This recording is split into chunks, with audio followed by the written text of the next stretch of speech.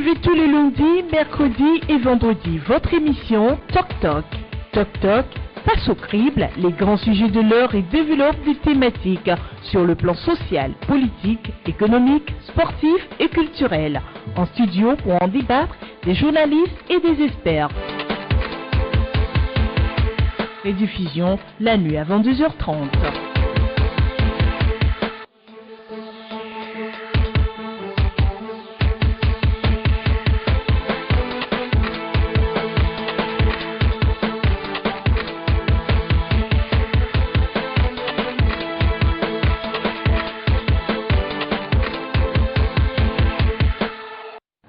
Bonjour à toutes et à tous, très heureux de vous retrouver pour le direct de Toc Toc. Nous sommes aujourd'hui au mercredi 28 décembre de l'année 2016.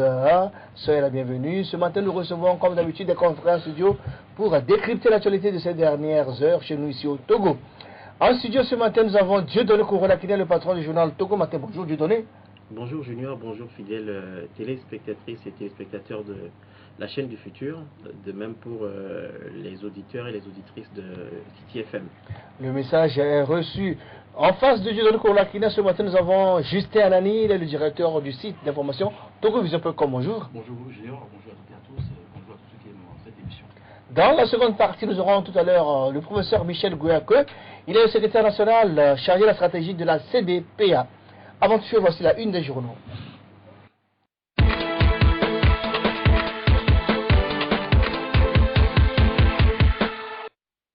La une des journaux de ce mercredi 28 décembre 2016, nous commençons par le journal La Dépêche du MENMC Apollinaire.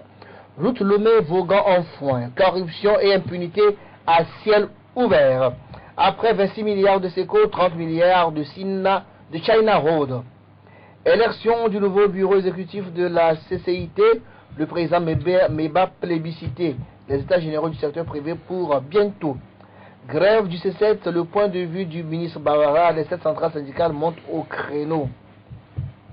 Dans les cas de ce mercredi, le correcteur de Honoré Adontu. Adoption du budget 2017 sur fond d'insincérité, des prévisions et d'opacité dans la gestion des sociétés d'État. Le groupe parlementaire ANC se prononce contre et donne ses raisons. Reprise des travaux sur la voie Lomé-Vaughan en foin vers un nouveau scandale. Une semaine après la visite du chantier Parc Lassou, le ministre Sani Yaya dément tout contrat avec l'entreprise chinoise. Rétrospective 2016 au Togo, les faits marquants qui consacrent le statu quo. Harakiri de Olivier Adjaye dans les kiosques également.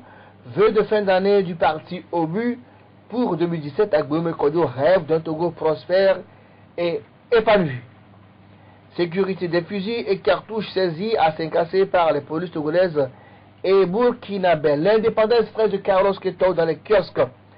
Pause infernale pour le capitaine des éperviers, Cheyi Adebayor poursuivi par les sortilèges d'un marabout. Noël et Nouvel An, des fêtes de fin d'année dont la morosité et le dénuement.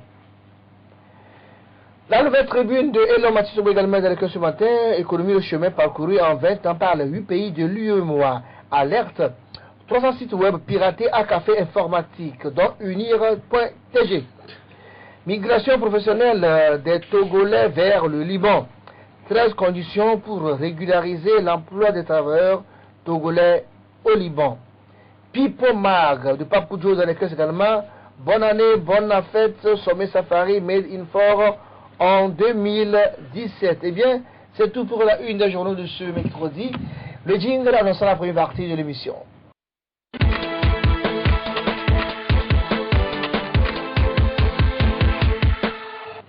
Rebonjour chers confrères.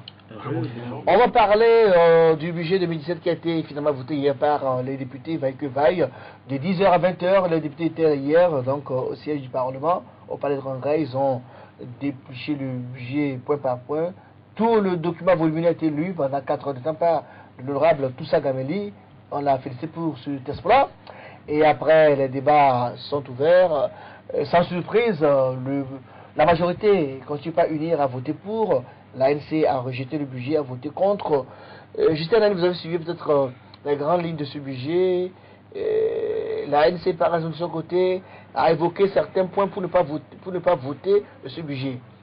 Bon, il faut quand même dire que, parce que vous vous retrouvez dans une situation pareille, notamment au niveau du Parlement, et vous êtes appelé à venir adopter un budget pour l'exercice d'une année à venir. Je fais observer que ça n'a rien de démocratique. C'est-à-dire qu'en vérité, on va vous appeler, vous allez vous retrouver, et lorsque ce principe est observé, en réalité, il faut quand même tenir compte d'un certain nombre d'éléments. Malheureusement, ce n'est pas le cas. C'est ce qui fait que, au-delà de ce que nous avons suivi tout au long de la journée d'hier, il y a lieu de se poser beaucoup de questions sur le sujet. Maintenant, le groupe parlementaire ANC a voté contre. Donc, le groupe parlementaire uni a soutenu donc, le projet envoyé par le gouvernement. Moi, je dis que c'est de bonne guerre parce que ce groupe parlementaire uni soutient toujours les actions du gouvernement. Mais ailleurs, on en a vu également que lorsque la démarche effectuée par le gouvernement n'est pas bienséante, à ce moment-là, on a eu à juger, on a eu à poser des problématiques. Malheureusement, ce n'est pas le cas. Je pense que le budget est voté, le chien en bois, la caravane passe. Et on a noté énormément un certain nombre d'éléments dans ce budget-là qui amène à réfléchir notamment sur un certain nombre de projets qui, à un moment donné, ont bénéficié du soutien de la part des partenaires, des bailleurs. Mais aujourd'hui, ce qu'on décaisse, ce qu'on envisage de décaisser encore dans le cadre de ces projets-là laisse également désirer. Par rapport à ce qu'on espère faire en matière de règlement des comptes au niveau des partenaires également, au niveau des banques chez qui on a eu à effectuer des emprunts. Donc je pense que ce qui est également maintenu au niveau dans ce budget-là est tellement conséquent. Et lorsque vous prenez par exemple les secteurs comme le secteur de l'éducation, de la santé, je pense que lorsqu'on s'inscrit véritablement dans un mandat social, il faut également véritablement en tenir compte. Mais 46% du budget est consacré au social selon ce qu'on a pris hier. Et moi je dis que c'est peu. Je dis que c'est peu lorsqu'on s'inscrit dans la logique d'un mandat social. Et lorsque vous lisez également ce budget-là, et que en aucun cas on n'a pas tenu compte réellement de la grogne sociale maintenant qui est sur le tapis, je pense qu'à ce moment-là, il y a lieu de s'interroger également sur la question. Maintenant, vous faites allusion aux grèves des enseignants. Et effectivement, lorsqu'on est sérieux, on est un gouvernement sérieux et on veut maintenant apporter un soin plus, régler les problèmes qui s'inscrivent dans le domaine social, et que lorsqu'on s'inscrit également dans un mandat social, comme on aime à le dire, je pense qu'on doit tenir compte de tous ces éléments-là et faire en sorte qu'on puisse un temps soit peu régler les problèmes sans pourtant les déplacer. Mais malheureusement, le constat qui est fait hier est que les gouvernants n'ont pas tenu, n'ont pas daigné, mais on a cherché peut-être à déplacer les problèmes sans véritablement les régler. Et que je dis que le gouvernement a ses priorités ailleurs, et ça, ce qui n'a rien à voir avec le mandat social dont on parle et la situation dans laquelle nous sommes aujourd'hui. Alors, Dieudonné Corona-Kina, le budget 2017 a été voté hier par les députés. Le budget a fait une augmentation de 21% par rapport au budget 2016. Nous sommes maintenant à 1227,400 millions de francs CFA comme budget. Le gouvernement consacre 46% de ce budget au social, ce que nous pensions toujours insuffisant comme quota. Finalement, ça a été voté, l'opposition, notamment l'ANC, en justifiant son rejet du budget, à pointer du doigt un certain problème, par exemple la société d'État qui ne contribue pas véritablement conséquemment au niveau du budget. La NCA, c'était par exemple le cas de la LCPT qui, durant les 4 dernières années, n'a pu prendre l'engagement que de verser 1 milliard de francs CFA dans la cagnotte publique.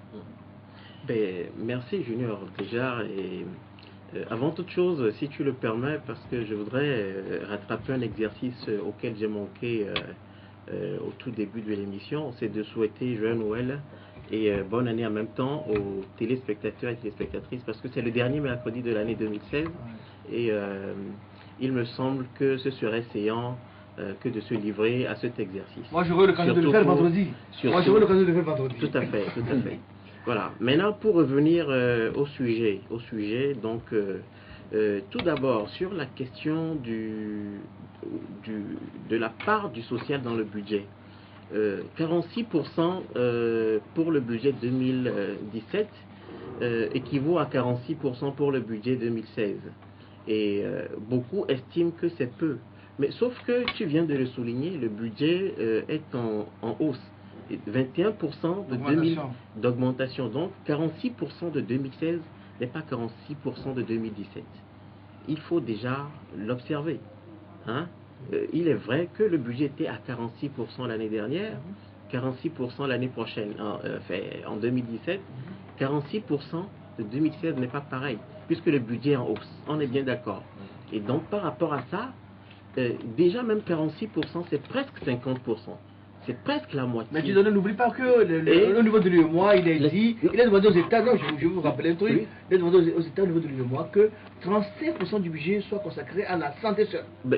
Alors, si aujourd'hui, et la santé, l'éducation, tous les autres secteurs de la société ont 46%, c'est insuffisant.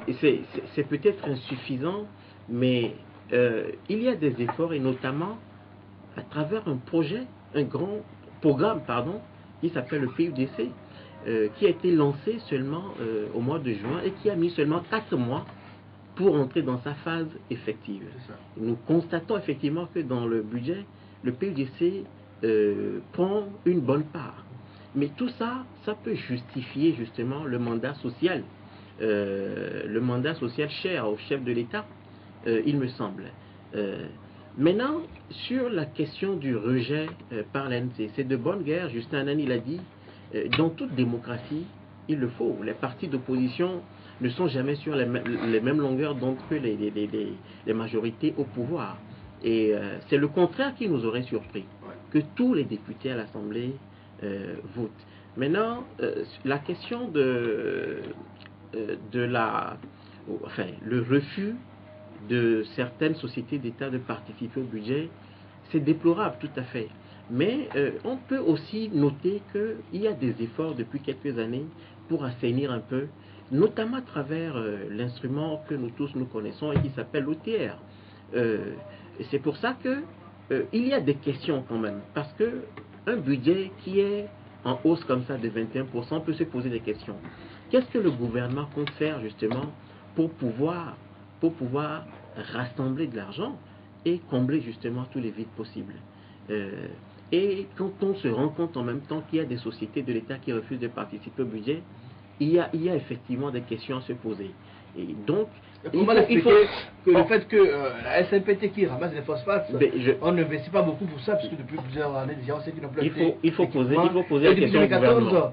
Depuis 2014, la SNPT ne contribue pas au budget de l'État. Il faut poser et cette année, ils se sont engagés à verser 1 milliard. Il faut poser la question. Il me semble que les personnes indiquées à répondre à cette question junior, c'est justement ceux qui ont mis les responsables de la SNPT à la tête. Ça ne se justifie pas. Et je dis, il y a effectivement matière à craindre qu'on se rend compte que le budget est en hausse. C'est une très bonne chose. Il faut le féliciter parce que ça va permettre au gouvernement justement de poursuivre sa politique de développement, de poursuivre sa politique d'infrastructure, etc. Mais maintenant, quand on se rend compte justement que certaines sociétés d'État refusent de participer, il y a matière à craindre. Est-ce qu'il y a possibilité d'élargir l'assiette fiscale?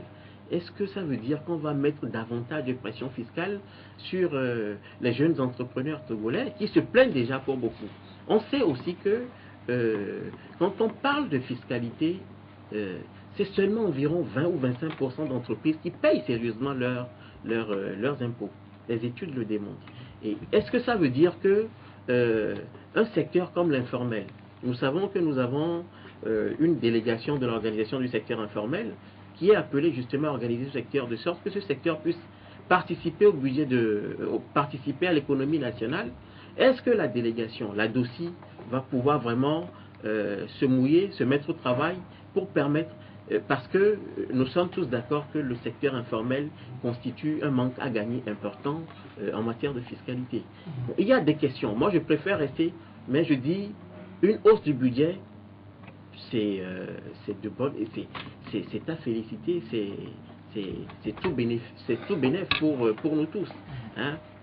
Le plus important est que ça puisse participer sérieusement à la politique du développement du pays. De ce côté, le parti UNIR s'est réjoui de ce budget et a même félicité le gouvernement pour les efforts qu'il a eu à faire cette année, notamment le sommet sur la sécurité maritime qui a donné des opportunités à plusieurs sociétés de la place de faire des affaires. Enfin, je cite les propos du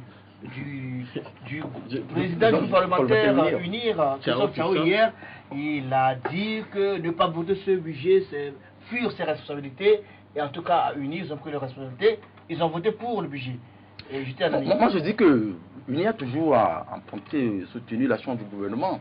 sans pour autant véritablement jouer ce rôle-là de contrepoids au niveau du Parlement. C'est là où je faisais observer tout à l'heure qu'ailleurs, on a vu que le gouvernement a envoyé un projet de loi au Parlement et sa propre majorité à un moment donné a eu à critiquer, a eu à rejeter, et notamment en ce qui concerne l'adoption de budget pour l'exercice d'une année quelconque. Je ne partage pas forcément l'avis de Dieu donné tout à l'heure pour la simple raison que lorsqu'on parle même de la hausse du budget, il faut se poser la question de savoir dans quel domaine le budget a été augmenté. Et lorsque vous lisez actuellement le budget qui est, enfin le projet qui est présenté, qui a été adopté hier, vous comprendrez qu'il y a d'autres domaines que la priorité n'est pas tellement sentie. C'est là où on a véritablement augmenté. Je prends par exemple le cas de la présidence, par exemple, où on parle d'une augmentation de au-delà de 33%. Et lorsque vous comparez également ce qui a été adopté l'année dernière par rapport à ce qui est adopté aujourd'hui, je pense que lorsque vous comparez, c'est le jour et la nuit. Vous prenez par exemple d'autres secteurs également, notamment le secteur de la santé. Vous avez si bien fait de faire observer que dans le principe de l'UEMOA, il est décidé qu'on tienne compte également de l'augmentation au moins au minimum de 35% pour ce qui concerne le système de santé dans un état donné, notamment pour ce qui concerne la zone UEMOA. C'est pas malheureusement, c'est pas le cas. Vous allez aujourd'hui dans nos centres hospitaliers ou dans nos hôpitaux, et ils sont pratiquement dans des états de délabrement total. Et vous allez vous poser normalement des questions par quelle alchimie on peut arriver à régler ces problèmes-là. Et lorsqu'on établit ou on élabore un budget donné, et on ne tient pas compte de ces réalités-là, moi je dis que c'est le faux fuyant. Maintenant, on a passé par tous les moyens pour ramasser, pour engager de l'argent pour organiser un sommet. Aujourd'hui, on s'en félicite. Mais on ne tient pas compte en réalité du retour de ce que cela peut donner au niveau des ménages. Et ça m'amène également à reposer la question autrement. Lorsque aujourd'hui, les grandes sociétés d'État refusent d'apporter donc leur contribution pour l'avancement du budget, mais je pense que là il y a problème.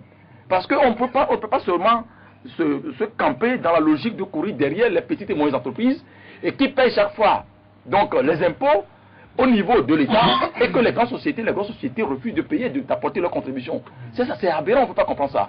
Et lorsque vous prenez par exemple compte d'un certain nombre de principes, notamment sur ce qu'on appelle le macroéconomie, en matière de macroéconomie, la macroéconomie qui touche pratiquement tous les grandes sociétés d'État en principe, parce que c'est l'étude globale, mais vous ne pouvez pas imaginer que lorsqu'on prend ce principe-là, on ne peut pas comprendre que les grandes sociétés puissent refuser d'envoyer leur contribution à ce que le budget soit... Bon, cette société ne refuse pas parce qu'il dit qu'il n'y a pas de recettes. S'il n'y a pas de recettes pour contribuer au budget, on aura le temps de les approcher parce que c'est pas qu'ils refusent, ils refusent. Non, moi... Mais ils disent qu'il n'y a pas de recettes pour participer au budget. Non, moi je pense plutôt que la CET par exemple a des difficultés. Donc du coup, elle ne va pas participer au budget. Bon, la CET peut-être, entre guillemets, on peut laisser ce qui concerne la CET. Il y a d'autres sociétés. Bon, on prend par exemple Togo Télécom. Togo Télécom et Togo ça va verser 18,5 milliards. C'est insuffisant. Mais c'est un effort déjà. C'est insuffisant. On va le passer, c'était encore moins. Oui, c'est insuffisant. C'est parce que... Au niveau des efforts à faire aussi des efforts cette année. C'est parce que les points de vote sont levés contre cette société-là à un moment donné. Et qu'aujourd'hui, on a pensé peut-être réaménager. S'il y a lieu d'apporter des contributions pour organiser donc une activité donnée, un sommet donné qui concerne peut-être une frange donnée, une frange de population donnée ou une classe de politique donnée. Mais le sommet vous a concerné aussi, c'est pour tous les Togolais. Mais de toutes les façons, ça concerne tous les Togolais, mais moi je n'arrive pas encore à toucher peut-être les retombées de ce sommet-là. Malheureusement, le président du groupe parlementaire Winnie s'en félicitait hier en disant que voilà, ça a tellement engagé de sous pour les commerçants, les tenaciers de bain, ainsi de suite, alors que lorsque nous avons les hôtels, lorsque nous nous sommes promenés, c'est le contraire, malheureusement. Bon, peut-être que non, peut-être que vous avez des sources différentes de celles de ceux qui sont Et du coup, cette année, on a fait une remarque, c'est que le projet de budget est parvenu très tôt aux députés parce que de par le passé, ils recevaient le dossier, ils ne pouvaient pas le lire avant de passer au vote, et ça a été même voté plus vite qu'avant. C'est à la cible du ministre hier, on peut le féliciter. Il faut s'en féliciter. Et je crois, pour une fois même, l'ANC a reconnu justement ce mérite au gouvernement. Il faut le saluer. L'ANC a reconnu justement que le projet de budget a été déposé dans les 45 jours constitutionnels. Mais je crois que déjà cette démarche de l'ANC est une démarche constructive pour notre jeune démocratie. C'est important que quand il y a des efforts, qu'on soit de l'opposition radicale, modérée ou etc., de reconnaître. Mais c'est en ça aussi que je voudrais en même temps dire à Justin que il faut reconnaître et saluer les efforts justement des sociétés comme Togocel et Togo Télécom. Mais aujourd'hui, nous vivons un monde de la communication, c'est les sociétés qui engrangent beaucoup d'argent. C'est les sociétés qui font beaucoup de bénéfices. Par le passé, on sait justement que ces sociétés étaient réticentes justement à participer à ces efforts-là. Mais à partir du moment où ça se fait, il faut s'en féliciter, les encourager à faire mieux dans les années à venir. C'est important, il faut le leur reconnaître. Maintenant, je dis, mettons-nous d'accord sur beaucoup de choses. Quand nous prenons par le sommet sur la sécurité maritime, bon, on a beau raconter tout ce que... Parce qu'il faut qu'on parle d'autres choses. On a beau raconter tout ce qu'on veut, mais ça a quand même permis de redorer une certaine image du Togo. Vous savez déjà, le sommet lui-même a été reporté par plusieurs fois. À un moment, beaucoup craignaient, ou beaucoup se disaient d'ailleurs que le Togo n'est plus en même d'organiser des sommets de cette importance ou de cette envergure. Mais on a fini par l'organiser. Certains disent oui, l'image était redorée, mais etc. Sur le social, sur non, mais les retombées, on assiste à des grèves, oui, c'est vrai. Les retombées, il ne faut pas les chercher. C'est normal. Il faut se dire que ces retombées-là touchent peut-être des coins, des recoins qu'on a. Il y aura d'autres sommets, deux importants sommets qui viennent en 2017. Dans les mois venus, donc. Et on peut justement même se demander si le fait que le budget est en hausse ne tienne pas compte justement de ces sommets, sachant que ce sont des activités budgétivores. Et peut-être le gouvernement en a tenu compte justement. Non, je ne peux pas me réjouir pour la simple raison que lorsqu'on parle d'une société d'État, c'est une société qui vous appartient, qui m'appartient également. Il y a lieu de faire en sorte que ceux qui ont la responsabilité de gérer cette société-là puissent véritablement faire le compte. C'est ce qu'ils ne font jamais. Ok. Donc, à partir de ce moment-là, moi je peux me réjouir parce que ce qui se fait, tout à fait, pour leur poser des questions, quelle est cette façon-là de gérer les affaires d'État, les affaires qui nous concernent tous, et qu'à un moment donné, on ne peut pas se permettre de faire les comptes, malheureusement. Le message est passé, ils le suivent. Et ils vont... Oui, forcément, ça il faut le faire, y compris même le chef de l'État qui a l'obligation aussi, suivant les dispositions constitutionnelles, d'aller présenter l'État de la nation devant les parlementaires. On en parlera avec l'invité, puisque... Voilà, tout ça, il ne l'a jamais fait. Le professeur Gouaké viendra nous expliquer ça tout à l'heure. Je veux qu'on parle de la route Lomé-Vogan en foin. Alors, il y a de cela une semaine, le 20 décembre dernier, le Premier ministre, Selon Kanso, après le Conseil des ministres, est descendu sur le terrain, il est parti voir l'état d'avancement des travaux qui ont repris un temps avec des Chinois.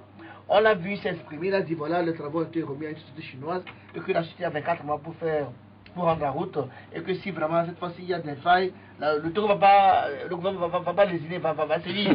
Alors hier à l'Assemblée, son ministre, le ministre des Finances, dit non, que jamais il n'y a pas eu de marché concédé à une société par rapport à la route Lomé-Vogan en foin et qu'ils sont en discussion pour parler, il n'y a pas encore eu de marché, il n'y a même pas de 30 milliards attribués à une société. Alors à qui faire confiance?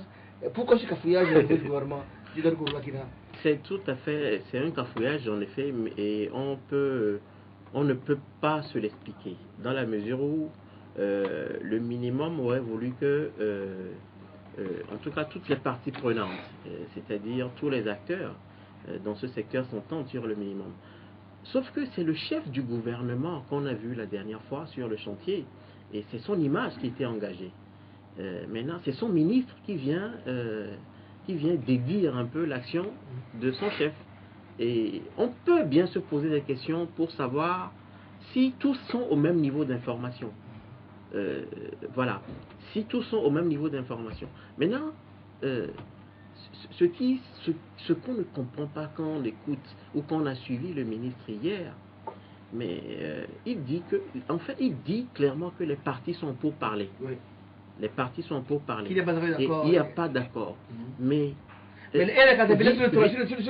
visiblement, on a l'impression que même si les partis sont pour parler, déjà la sortie du Premier ministre pour constater l'avancement. Mais ça veut dire justement que non, mais les travaux ont été déjà cédés à une entreprise qui a commencé les travaux. Ça, C'est ce que je peux dire. Il dit que le marché n'a pas été confié. Mais oui, le ministre dit le contraire carrément, prend en contre-pied ce que son chef est allé dire il y a quelques jours. C'est tout à fait curieux. Ça pose problème. C'est un autre scandale. Alors est-ce qu'ils ne sont pas concertés ou bien où sont c'est le Premier ministre qui s'est vite pressé pour aller sur le terrain sans consulter le ministre des Finances qui lui est proche de ce projet? On peut en effet. Mais on a vu au côté du Premier ministre, le ministre des Transports, non, des Travaux publics, M. Nissao Nyampham. Alors ça veut dire que c'est lui, c'est son secteur ou bien? On ne devait pas le voir, Junior. Non, je dis pas, c'est parce que s'il était là, ça veut dire que il a confirmé ce que le Premier ministre a dit, puisque le ministre des Finances dit le contraire. Ce que je veux dire, Junior, c'est que je me pose des questions. Nous savons tous que le ministre Nissao Nyampham est allé prendre un engagement entre-temps devant des élus du peuple, en disant que à la fin de l'année, eh bien, la route sera rendue achevée. Et donc, est-ce que c'était pour soutenir le ministre Nissao Nyampham qu'on a organisé? On a l'impression que c'était une farce. Quand on tient compte de ce qui s'est passé hier, ou des propos contradictoires du ministre Sani Yaya. Je dis bien, on est sur la même longueur d'onde, c'est un cafouillage. Le Premier ministre et le ministre ne sont visiblement pas au même niveau d'information. Ouais. Et ça pose un problème. En tout cas, parmi les deux, il y a quelqu'un qui dit des causes vérités. Mais ce que nous savons aussi, c'est que, en fait, quand il y a un accord qui doit être signé en matière de financement, c'est le ministre des Finances. C'est lui qui prend le devant. C'est lui qui vient justement prendre en contre-pied le chef du gouvernement. C'est curieux, mais le minimum dans toute organisation, quand le ministre fait une action, c'est que son chef est au courant. Mais c'est ce qu'on ne comprend pas dans le décalage qu'il y a entre ce qui s'est passé il y a quelques jours et ce qui s'est passé. Juste là, c'est le cafouillage total au sommet de l'État. Ça n'a plus toute appellation. C'est là où je dis qu'on est en train de s'amuser avec le destin de tout un peuple. Parce que vous ne pouvez pas comprendre qu'un gouvernement qui a la gestion de diriger donc les affaires de la cité puisse se permettre ce jeu de ping-pong. Ça n'a pas de sens. Et en vous écoutant tout à l'heure, c'est le Premier ministre qui dit cette fois-ci, le gouvernement sera vraiment très regardant et que s'il y a un manquement, le gouvernement va sévir tout et tout. Mais l'autre qui a commis la forfaiture, si vous me permettez l'expression, en remettant 26 milliards peut-être à une société qui leur appartient et qui finalement les travaux n'ont pas été exécutés. C'est qu'au BTP, on sait et ceux qui sont les grands gérants, les grands pouvoirs derrière cette société. Et les 26 milliards sont volatilisés comme ça, on ne dit rien, on dit voilà, on est en pourparlers avec une société chinoise à qui on compte vraiment confier les travaux pour les laisser pour 24 mois. Et voilà le ministre des Finances qui dit non, tout ce qui se passe là, donc ça ne nous regarde pas, donc attendez d'abord. Mais ça s'amuse trop avec les gens. Ça n'a pas du sens, je ne comprends pas. Et dans tout ce qui me fait mal dans tout ça, on a l'impression que dans ce bateau-là, il n'y a pas un capitaine. Mais pourquoi vous dites ça? C'est parce que le chef de l'État qui est là, tout se passe, il s'en fiche, il voyage, il revient. C'est pas sa préoccupation. Comment il s'en fiche? Mais attends, le budget a été élaboré sous bien sûr sa direction. Mais moi je ne comprends pas, mais je fais observer également que vous ne pouvez pas évoluer dans une république pareille. Et qu'on a confié l'exercice ou l'exécution des travaux à une société comme ça, 26 milliards. Et ça pour autant que le chef de l'État qui est au sommet n'arrive pas peut-être à avoir un jeu regardant. Qu'est-ce qui vous dit que le chef d'État n'a pas eu des rapports? Le chef d'État a eu des rapports. Le ministre qui a confié les 26 milliards à une société donnée et qui s'est permis de déclarer devant les députés au Parlement, comme quoi voilà, les 26 milliards qui ont été remis à la société Seco BTP ont servi d'acheter le matériel. Mais attention, ailleurs, le ministre l'a sauté dans le gouvernement. On ne peut pas attendre du jour au lendemain. Il a été sanctionné autrement, on ne sait pas. Sanctionné autrement, et quelle communication a été faite au peuple? C'est là le problème. Malheureusement, moi, à mon sens, ce sont là les constats amers que je fais dans l'exercice même de la gestion qui est faite de notre pays et que chaque jour que Dieu fait, chacun se permet de déclarer ce qu'il veut, ce qui lui passe par la tête, et puis bon, le chien à la caravane passe. Malheureusement. Je pense que malgré tout, mais nous reconnaissons qu'il y a effectivement un problème dans le bitumage de ce tronçon. Il y a effectivement un problème. Mais il faut pas être impulsif et réactif. Un chef travaille toujours de façon discrète. Et le chef de l'État n'a pas besoin de dire toutes les mesures. Alors, si nous reconnaissons aujourd'hui que au moins il y a des efforts pour reprendre le bitumage, c'est que forcément, au plus haut niveau, il y a eu des décisions importantes qui ont été prises. Même si nous reconnaissons que ça engage beaucoup d'autres frais. Ça engage forcément. J'ai un double financement. Et c'est forcément. C'est que le chef de l'État a dû prendre des mesures. Lesquelles? On est bien. Sinon, autrement, mais pour le moment, on n'en parlerait même plus. Forcément, c'est que il y a eu des mesures. Et un chef n'a pas besoin, justement, d'aller dans tous les sens quand il prend des mesures. C'est le lacisme, on l'appelle. C'est le minimum. C'est le minimum. Malheureusement, on va devoir arrêter cette discussion parce que le temps passe, on doit recevoir notre invité. On aura d'autres occasions. Sur ce sujet, la route va oui, parce que... Et là, ça prendra 24 mois, on en parlera tout à fait. Sûrement. C'est de la maturité. La pause publicitaire derrière la pause, notre invité, le professeur Michel Goué-Akoué.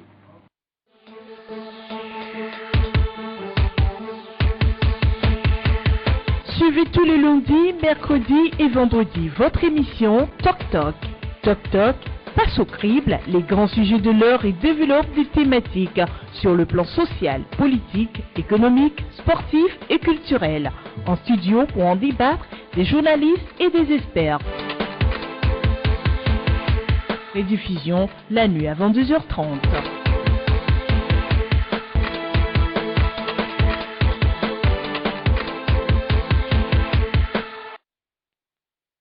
Retour en studio avec notre invité, le professeur Michel Goué-Akoué. Bonjour professeur. Bonjour. Je rappelle que le professeur Michel Goué-Akoué est le secrétaire national chargé de la stratégie au niveau de la CDPA, la Convention démocratique des peuples africains. Alors, comment se porte votre parti? Eh bien, notre parti se porte à merveille et continue sa réflexion pour la prise de pouvoir au Togo et avec toute la volonté de gérer cette nation dans l'intérêt du peuple. Quelle est l'actualité de votre parti? Puisque ces derniers temps, on vous a un peu silencieux, puisque avant le sommet, vous avez fait du bruit avec le CAP 2015, mais juste après, silence radio, que se passe-t-il? Non, nous continuons la réflexion, nous sommes en train d'affiner nos stratégies pour avancer. La preuve par rapport au budget qui a été voté hier, donc nous avions donné notre point de vue et à chaque fois qu'il y a de grands problèmes dans la nation, nous donnons notre point de vue. On parlera de ce budget tout à l'heure, mais bien avant, vous étiez aussi à l'atelier sur la décentralisation des élections locales. Cette fois-ci au moins, c'est que maximum fin 2018, il y aura les locales au Togo, on peut s'en réjouir. Ben, c'est ce qui a été dit, mais nous attendons de voir, parce qu'au fond, la décentralisation, nous en parlons depuis des années, depuis des décennies, et nous n'y sommes pas parvenus. De promesse en promesse, on croit que la lutte est encore acharnée et qu'il faut y arriver, parce que les délais qui ont été donnés, pour une fois on a donné des délais, mais ces délais, nous attendons de voir et nous préparons sérieusement sur le terrain pour pouvoir avoir gagné ces élections locales et partant gagner les élections législatives, pourquoi pas présidentielles à venir. Les législatives, c'est dans 2 ans, dans le mode de 2 ans pour le dire. Est-ce que la CDPA compte aller seule à ces échéances ou bien la CDPA va rester toujours dans le mouvement CAP 2015 et présenter des candidats communs avec l'ANC, le PSR? Ce serait l'idéal. Vous voyez un peu comment le schéma se passe dans tous nos pays. Il est important que nos partis de l'opposition, et si tel est le mot le qualificatif qu'on leur donne, mettent en place des stratégies gagnantes. Et les stratégies gagnantes passent également par la volonté de former une alternative, un groupe d'alternatives crédible et que le peuple accepte. Je crois que le peuple appelle tout cela de ses voeux. C'est le vœu du peuple, de nous voir ensemble et de pouvoir chercher à conquérir le pouvoir. Le cas de la Gambie est là et je crois que l'opinion internationale, pour une fois, finira par céder pour que l'alternance ait lieu là et pourquoi pas un jour dans un prochain avenir chez nous. Mais vous êtes le responsable des stratégies au niveau de la CDPA. Est-ce que faites-vous pour que, enfin, cet objectif soit atteint? L'alternance, par exemple. Nous y travaillons sérieusement avec nos partenaires. Mais évidemment, travailler avec le partenaire suppose qu'on part sur des bases, des plateformes de gouvernement dans lesquelles on fait des compromis, mais pas des compromissions. Malheureusement, ce n'est pas toujours le cas de beaucoup de dirigeants. On a parfois l'impression que les uns et les autres tiennent à leur positionnement politique pour ne pas laisser donc la place à un véritable mouvement devant conquérir le pouvoir ensemble. Alors, ce qu'on remarque cette dernière dans le studio Togo, c'est que la population semble être un peu découragée, déçue, n'est plus trop intéressée par la politique, la chose politique. On a vu lors des dernières élections, que ce soit les législatives de 2013, la présidentielle 2015, il y a eu peu de participation au niveau du sud Togo et surtout au niveau de Lomé, la capitale. Que faites-vous pour essayer de rebooster, de remobiliser vos militants, plus ou moins déçus de vous et de vos actions? Nous sommes sur le terrain. Quant à nous, à la CDPA, nous avions entrepris une action de grande envergure. Nous sommes dans les préfectures. Nous avions formé les militants de base aux stratégies donc, de mobilisation des différents acteurs, d'éducation. Parce qu'au fond, on a beaucoup parlé de démocratie et une bonne partie ne comprennent pas le fondement de la démocratie. Quelle est la mission des uns et des autres? Parce que tous les citoyens ont un rôle à jouer dans le cadre de l'avancée démocratique. Donc on ne peut pas y aller sans avoir compris. C'est comme ça que nous avions mis en place un module de formation à la fois sur la démocratie, sur les institutions de la République, sur la décentralisation, donc tous les éléments qui participent donc, à l'éducation de base. Et là, je crois que nous y sommes et on espère bien que le peuple nous écoute et que cette action qui doit être démultipliée par les formateurs que nous avions formés permettra une remobilisation pour les élections à venir. Voilà, professeur, pratiquement nous sommes arrivés à la fin de cette année de 2016. Et si on vous demande de faire peut-être un bilan sommaire de cette année qui s'achève, que direz-vous? Bilan par rapport à quoi? Par rapport à l'État? Oui, à l'action politique. Oui, évidemment. Sociale, je vous entendais parler tout à l'heure du bilan, c'est-à-dire l'état de la nation. En principe, toute association, même les familles, ont besoin de faire un bilan. Et quand il s'agit donc d'un parti politique, il s'agit d'une nation, il y a lieu de faire un bilan. Et ce bilan, nous l'avons commencé au niveau donc de notre parti, à voir qu'est-ce qui a marché, qu'est-ce qui n'a pas marché, quels sont nos points faibles et comment faire pour avancer. C'est dans ce cadre justement que nous avions mis en place cette série de formations pour atteindre les populations à la base. Donc nous disons que nous sommes dans CAP 2015. Et nous pensons qu'il y a lieu de reformater tout ce mouvement dans un grand mouvement, dans un grand ensemble. Et le peuple, je disais tout à l'heure, appelle tout cela de ses voeux et il faut y aller. Et ça, c'est une attente que nous avons par rapport à nous-mêmes et par rapport au peuple. Professeur, vous avez participé au dernier atelier sur la décentralisation. Et en l'état actuel des choses, par rapport au processus, est-ce qu'il y a encore des problèmes à votre avis par rapport au découpage, par rapport c'est clair, vous le savez, des problèmes existent parce que on ne peut pas faire une décentralisation sans connaître le périmètre des différentes circonscriptions. Il est important. Aujourd'hui, le test, le consensus, soi-disant trouvé, n'explicite pas réellement la limite. Vous savez, il y a beaucoup de problèmes de fond par rapport à la décentralisation chez nous. Est-ce que la décentralisation va mettre à part toutes les considérations ethniques, territoriales et autres, qui sont vraiment prégnantes? Parce qu'on est certes d'un groupe ethnique, on est sous tel chef, mais l'État s'est mis à ressuscitionner les cantons dans une stratégie politique. Je crois qu'il faut mettre bas la terre et voir où sont réellement les regroupements. Et quand nous parlons de décentralisation, il y a aussi une question donc de gouvernance locale à mettre. Or, la gouvernance locale suppose des ressources susceptibles de faire fonctionner les structures. Je crois que tout ça sont des questions de fond que le gouvernement hésite parce qu'il y a toujours des calculs politiciens derrière qui font qu'on ne dévoile pas réellement. On dit oui, on va y aller, on trouve un consensus, mais jusque-là, les délimitations qui ont été faites, les cadres qui ont été proposés par les techniciens n'ont pas été discutés avec les partis pour qu'on voit réellement où on va. C'est vrai qu'à un moment donné, on a rassemblé les chefs traditionnels pour leur imposer ceci et cela, mais cela ne suffit pas. Il faut vraiment, on ne peut pas faire l'économie d'un vrai débat de fond par rapport aux communautés, parce que vous savez, nous sommes dans un espace où nos cultures, nos valeurs culturelles restent encore importantes, et le territoire n'est pas seulement un territoire simple, mais c'est également un territoire sacré, et dans ce sacré, l'individu compte, mais jusque-là, on a l'impression que la politique prime sur les vraies considérations qui doivent participer à une stratégie d'organisation de l'espace et de gouvernance de cet espace. Dans ce contexte, si on vous demandait donc d'ici l'année prochaine de participer au local, la CDPA participerait? Nous attendons les débats. Il faut qu'il y ait un vrai débat, que le vrai débat soit engagé. Mais nous n'allons pas faire... L'atelier du Sarakawa, c'était pas le débat? Non, c'était pas le débat. C'est quoi, c'est du rafistolage?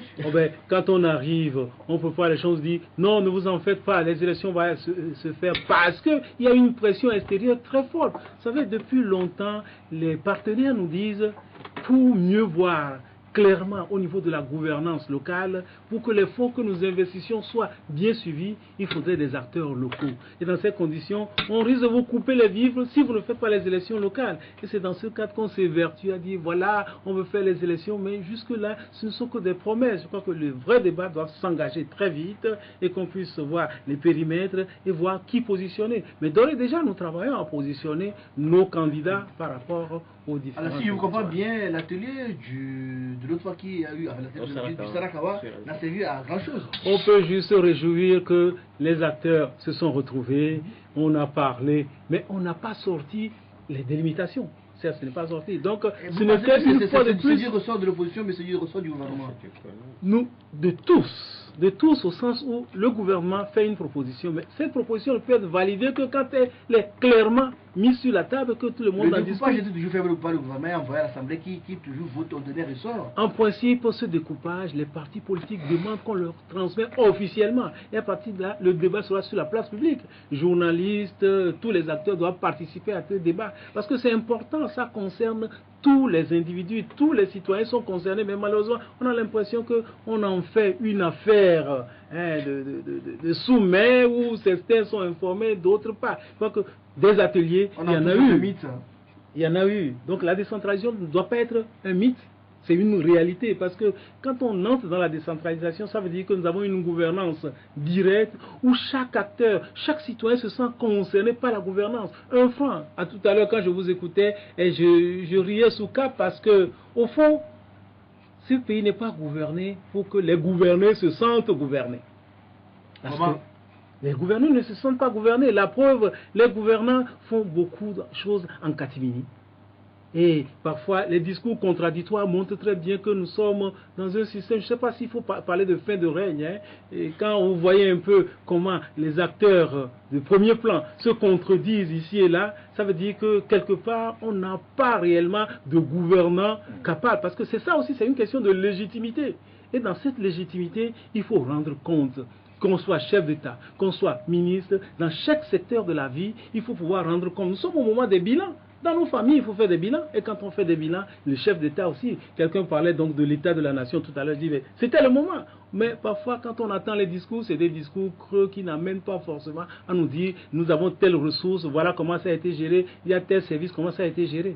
Et puis d'ailleurs, on a un service compétent qui doit le faire, la Cour des comptes. Que la Cour des comptes descende ici et là, de manière impromptue, descende dans différents services. Vous parlez tout à l'heure de sommet. Qu'est-ce qui a été investi? Qui a investi? Où sont les retombées? Qu'on fasse une analyse effective pour voir si tout cela organisé nous amène réellement un plus. Malheureusement, ce n'est pas le cas. Justement, votre parti, la CDP, a sorti un communiqué le 20 décembre dernier où vous demandez aux députés à l'Assemblée de rejeter le budget que le gouvernement leur a soumis. Vous demandez non seulement nous demandons... Vous exigez que le chef de l'État aille faire un discours à la nation devant les députés. Pourquoi? Eh bien, bien sûr, c'est ça qui est exigé d'un État normal. C'est-à-dire qu'un chef de l'État est comptable devant le peuple qui l'a élu. Quand il y a une légitimité, on rend compte. Et le premier magistrat du pays qui doit rendre compte, c'est le chef de l'État. Et dans le discours de fin d'année, s'il choisit que c'est en fin d'année que ça va se faire devant donc les représentants du peuple, l'Assemblée, il dit voilà notre État telle année, voilà la situation. Et il doit éplucher les différents secteurs. Et là, on a parlé budget. Le budget est une prévision d'un an. Mais le budget de prévision d'un an doit entrer dans une stratégie. D'abord, conjoncturelle, moyen temps, 5 ans. Et puis, plus ou moins longtemps, vision.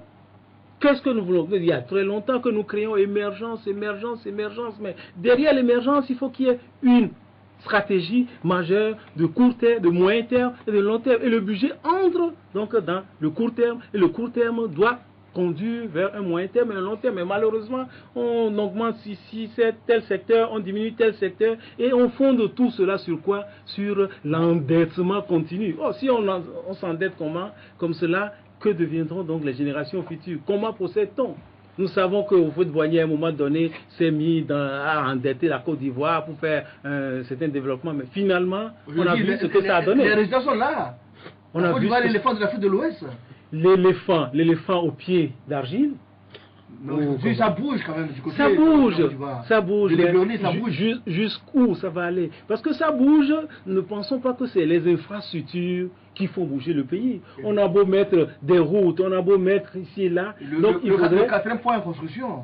Le quatrième point. Vous savez, aujourd'hui, au niveau international, on parle du développement humain durable. Toutes les actions doivent s'intégrer dans le développement durable.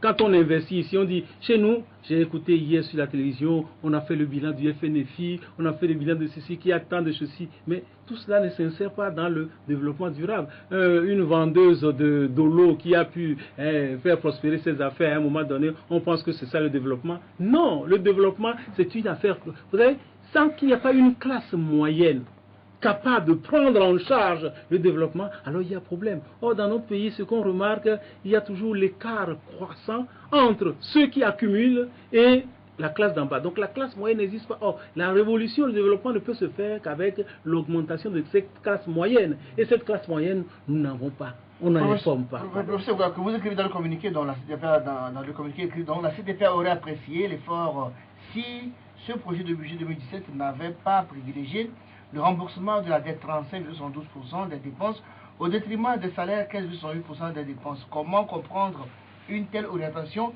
après les sacrifices incommensurables que ce peuple avait consentis pour bénéficier de la réduction de la dette en vue de financer le secteur social pourtant considéré comme prioritaire par le mandat illégitime du président de la République? Que voulez-vous dire par là? Vous savez, à un moment donné, les travailleurs se sont soulevés dans ce pays demandant donc une amélioration donc de leurs conditions. Il leur a été dit, prenez patience. Et d'ailleurs, les statuts de la fonction publique ont été revisés. Mais on n'a jamais vu donc la réalisation donc des promesses faites dans ce document. Tout simplement, on s'est dit, prenez patience. Nous allons inscrire donc au niveau donc des PPTE, parce que nous avons réclamé à être pays pauvres très endettés pour bénéficier donc des remises de la dette. Oui. Ce qui a été fait. En fin de compte, à partir de 2010, nous sommes entrés donc comme pays PPTE. Et les retombées, ce qui était prévu, c'est que les retombées soient inscrites dans la mise en place donc des projets de développement social.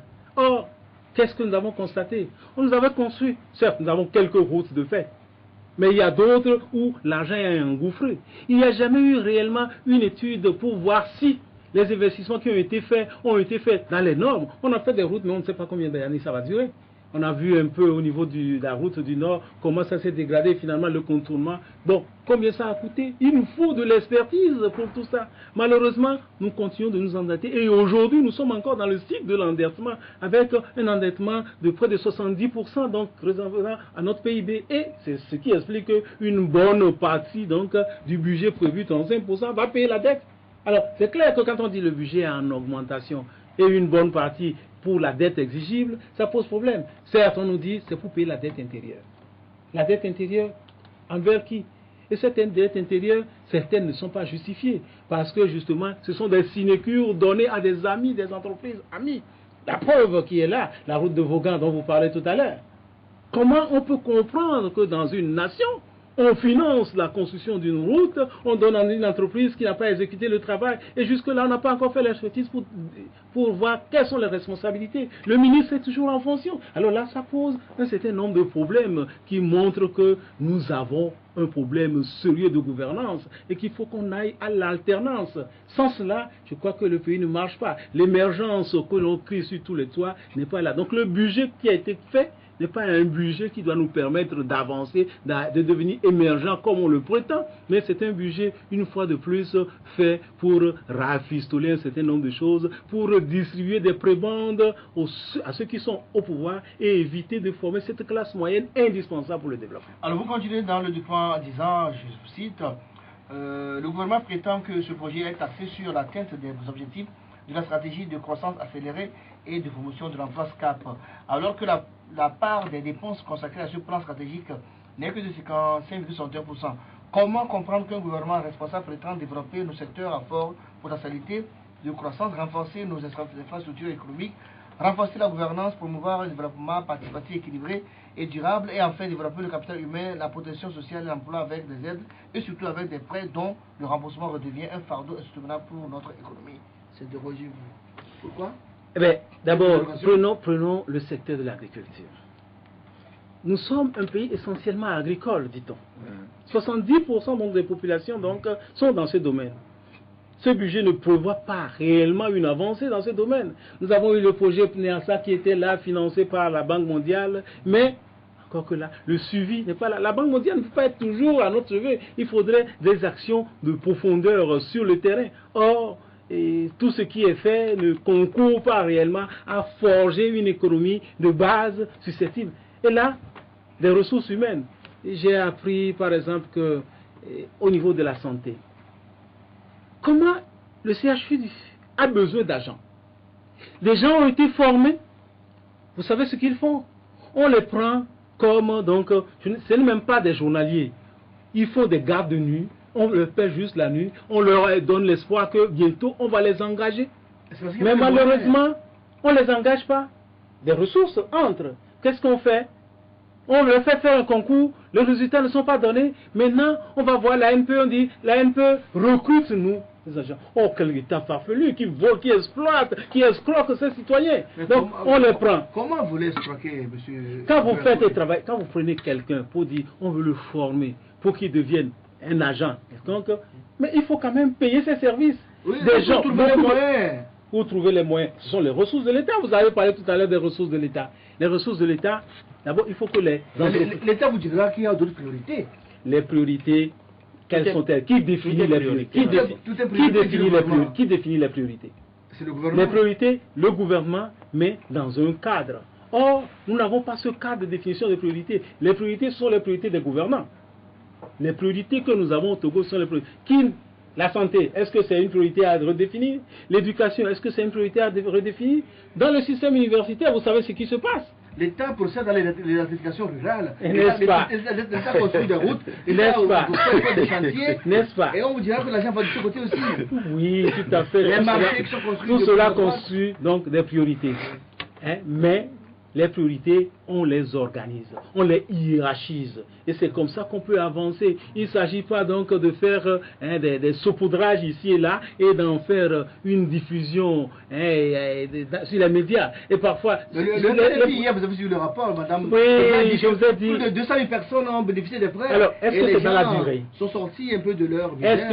Est-ce que c'est dans la durée? Donnez-moi aujourd'hui un peu d'argent pour vendre de l'eau, le tchoukoutou. Mais ça ne suffit pas, c'est pas dans la durée. Je le quotidien au moins. Je vous disais. D'amener les enfants à l'école. Alors, est-ce que c'est ça le développement? Le développement, c'est des stratégies cohérentes, des moyens mis en place pour que les gens qui sont aujourd'hui aidés puissent s'entretenir et s'autosuffire. Malheureusement, ce qui se fait, c'est un saupoudrage quelques jours après et c'est fini. Les grands pays qui se sont développés ne sont pas développés dans ce cadre-là. Je vous ai dit tout à l'heure, une classe moyenne est indispensable et cette classe moyenne, elle est formée. Nous pouvons avoir, il y a des secteurs où on peut travailler dans ce pays, mais malheureusement, ces secteurs ne sont pas financés. Je vous parlais tout à l'heure de la santé, comment l'État exploite. Tout ce système de volontariat, quand on est volontaire, on dit que vous venez apprendre, vous apprenez, mais on vous confie une fonction. Ça veut dire que le besoin est là. On ne crée pas le poste budgétaire, mais on crée la fonction. Dans ces conditions, tous ces volontaires sont escroqués par l'État. Et ça, c'est un procédé que l'on connaît dans le monde. Donc, on vous fait travailler, on vous fait payer peu, mais d'autres, quand même, sont grassement payés. On vous libère après. On vous libère 5 ans après. Et vous devenez quoi? Donc je dis que tout cela ne se fait pas dans la durée. Il est important que le développement se fasse dans la durée et que les gens... Beaucoup de journalistes, chez vous, il y en a plein qui sont que des pigistes. Ils demeureront pigistes de 10 ans, 20 ans. Est-ce que c'est ça, travailler? Donc on constate que pas mal de journalistes aujourd'hui défendent le système en disant oui, je ne sais pas, c'est aussi le système sur la question de pas mal de journalistes défendent le pouvoir. Mais quand je vais défendre la CDPA, ça vous ferait plaisir. C'est une question de défendez-nous par rapport à toute démocratie, professeur. Oui, vous avez la liberté. En toute démocratie universitaire que vous êtes, mais c'est normal qu'il y ait une pluralité de points de vue. Tout à fait. Après, vous êtes au cap 2015, mais je parie que vous ne partagez pas tous les points de vue oui, et les autres partis. Tout à fait. C'est le minimum. Quand on défend une cause, il faut avoir des arguments solides. Et il faut avoir une conviction. À partir du moment où je ne partage... Mais moi, je vous souhaite de pouvoir gagner une seule place aux prochaines législatives pour pouvoir faire entendre votre voix. Vous n'êtes même pas au Parlement. Vous n'êtes pas au Parlement. Vous avez de bonnes idées, vous n'êtes pas au Parlement. L'opposition n'est pas parlementaire. Il faut y travailler. Extra-parlementaire. Il faut y travailler. En tant que parti politique. Mais en tant que journaliste, je suis libre. Ne vous sentez pas offusqué. Je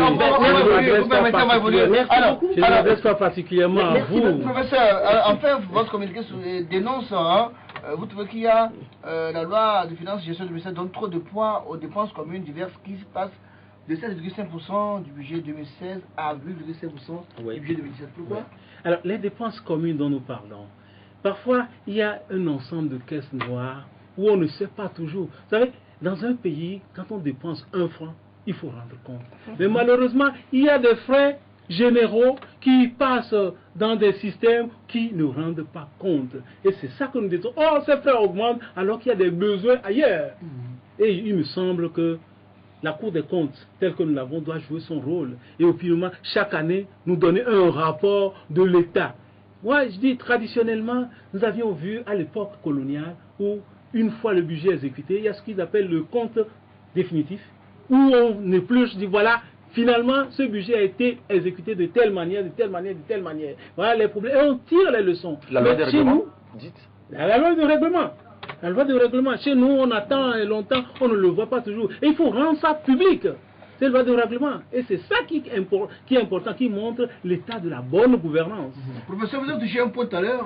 J'aimerais qu'on continue là-dessus. Bien sûr, le temps passe. Alors, hier, sur les réseaux sociaux, on a vu un article non signé, mais bon, c'est sur les réseaux sociaux, qui dénonce l'existence d'une caisse noire à l'Assemblée où même les députés de l'opposition bénéficient donc chaque année, ils ont un bonus de 1,5 million de francs CFA par député, et que c'est certains seulement qui ont accès à cette manne-là.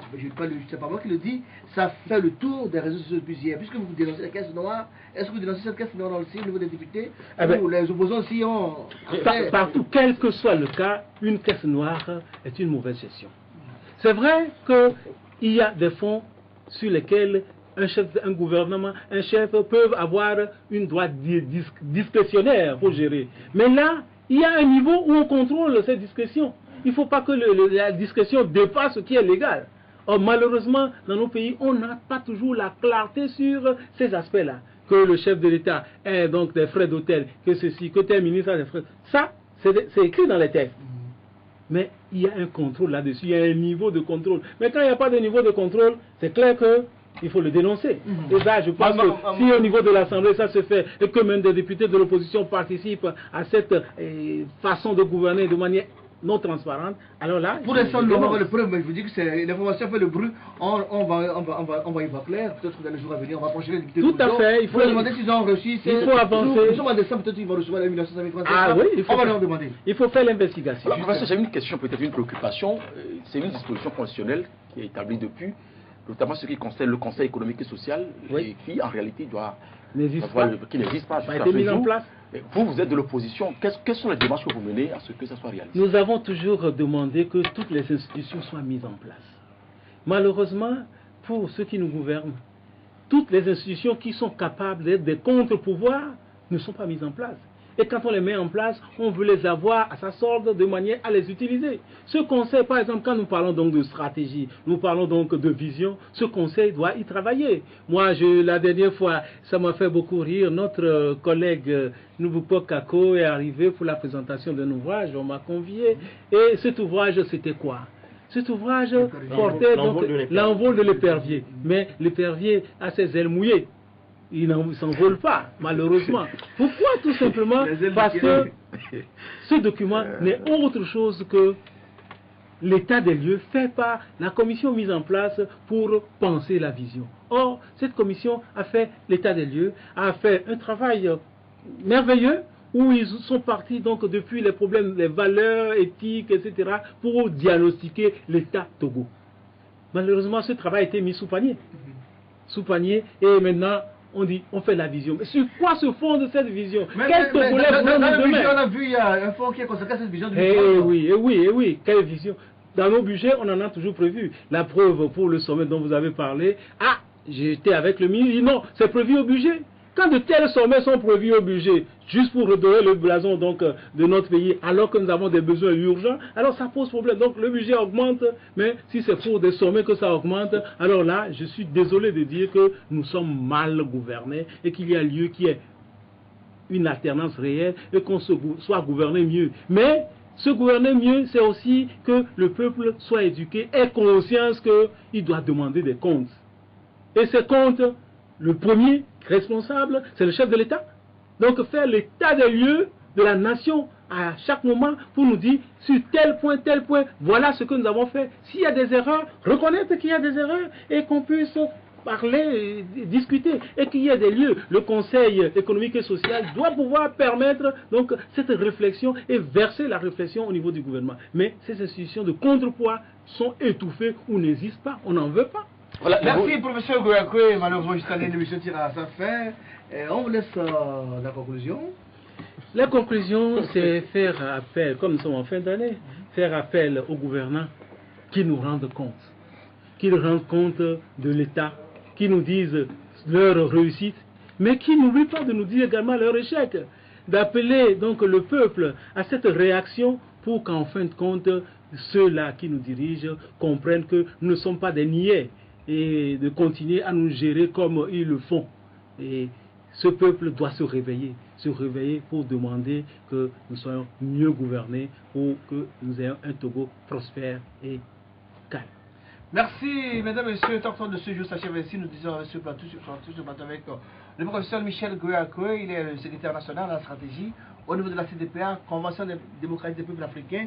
Merci à Dieudonné Kourola-Kina du Togo Matin. Merci également à Justin Nani, le patron de TogoVision.com. Merci Julien. Mesdames et messieurs, on se retrouve vendredi prochain si Dieu le veut. Il faudra forcément pour le dernier numéro de l'année. Portez-vous bien et à très bientôt.